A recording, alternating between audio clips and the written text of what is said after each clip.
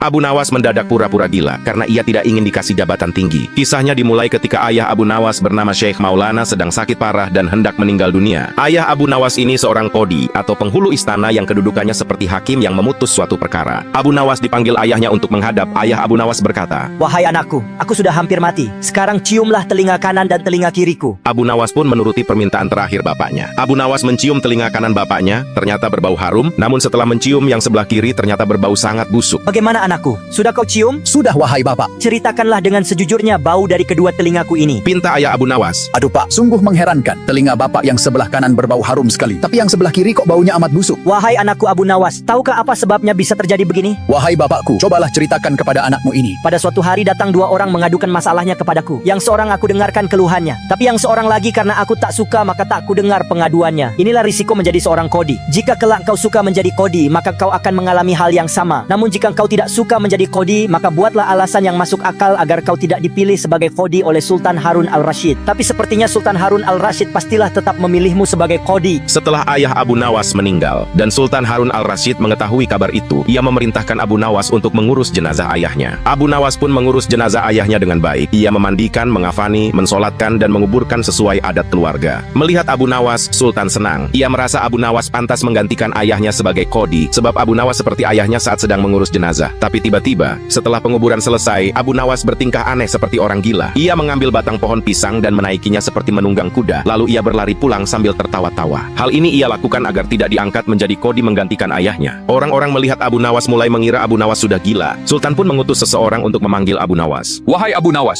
kau dipanggil menghadap Sultan." Kata utusan. Untuk apa aku ke istana? Aku tidak ada urusan dengan sultan. Jawab Abu Nawas. "Kau tidak boleh berkata seperti itu kepada rajamu." Sudahlah, kau jangan cerewet. Cepat ambil kudaku ini dan mandikan supaya bersih dan segar. Kata Abu Nawas sambil menyodorkan batang pohon pisang. Utusan itu bingung dan hanya bisa menggeleng-geleng kepala. Kemudian Abu Nawas malah melempar debu ke arahnya sambil berkata, Sudah pergi sana. Bilang saja seperti pesanku tadi kepada rajamu. Di hari yang lain, Sultan mengumpulkan para menteri. Apa pendapat kalian jika aku mengangkat Abu Nawas sebagai seorang qadhi? Menteri satu menjawab. Maaf tuanku, melihat keadaannya sekarang, sebaiknya tuanku mengangkat orang lain saja. Menteri dua berpendapat. Benar tuanku, Abu Nawas sepertinya sudah gila, tidak cocok menjadi qadhi. Baiklah, kita tunggu saja sampai 20 hari. Mungkin dia sedang terguncang karena ayahnya baru meninggal. Jika tidak sembuh-sembuh juga, bolehlah kita mencari orang lain. Kata Sultan dengan bijak. 1 bulan pun telah berlalu, dan ternyata Abu Nawas masih berpura-pura gila. Dan pada akhirnya Sultan pun mengangkat orang lain sebagai qadhi. Walaupun Abu Nawas tidak menjadi qadhi, namun dia sering diajak konsultasi oleh sang raja untuk memutus suatu perkara. Bahkan ia kerap kali dipaksa datang ke istana hanya sekadar untuk menjawab pertanyaan baginda raja yang aneh-aneh dan tidak masuk akal.